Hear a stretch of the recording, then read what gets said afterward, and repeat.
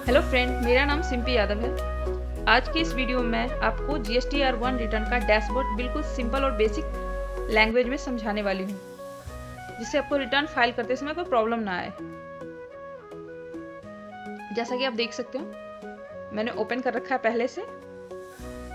पहले हम 4A column समझ लेते हैं। जब कस्टमर GST रजिस्टर होता है और अपना इनवॉइस राइज करता है, तो एंट्री यहाँ पे होती है।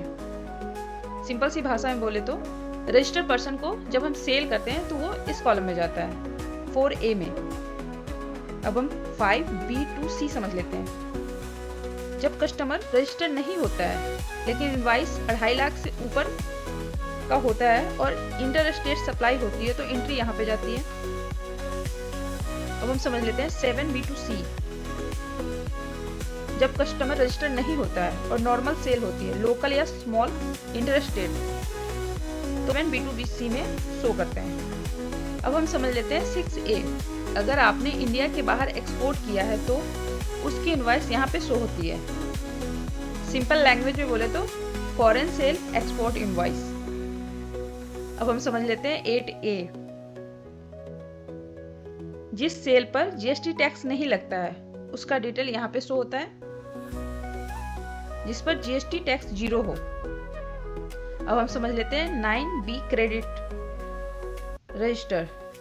अगर आपने इनवॉइस कैंसिल किया, चेंज किया या क्रेडिट या डेबिट नोट इशू किया है तो यहाँ पे रिपोर्ट होता है, रजिस्टर पर्सन है तो। अब 9B समझ लेते हैं। सेम वही है, बट यहाँ पे अगर क्रेडिट या डेबिट बिल यहाँ पे शो होगा।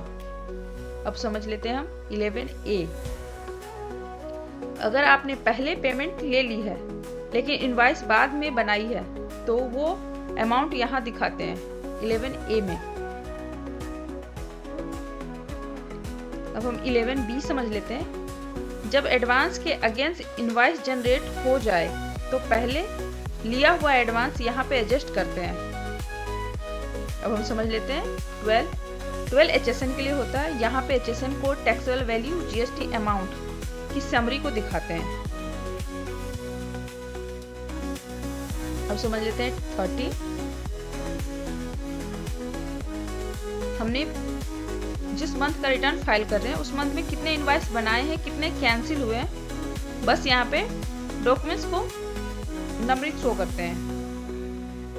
बोले तो इनवॉइस काउंटिंग का सेक्शन शो करते हैं। अब हम समझ लेते हैं 14।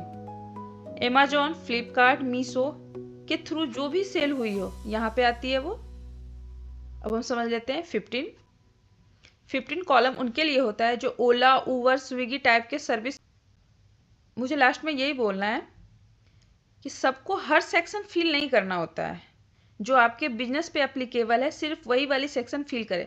मुझे बस आपको ये पूरा सेक्शन समझाना था कि कौन किस में आता है। अगर आपको ये वीडियो अच्छा लगा हो तो प्लीज़ लाइक, सब्सक्राइब, शेयर करना ना भूलें। अगर आप मेरे चैनल पे नए हो तो प्लीज़ चैनल को सब्सक्राइब करें।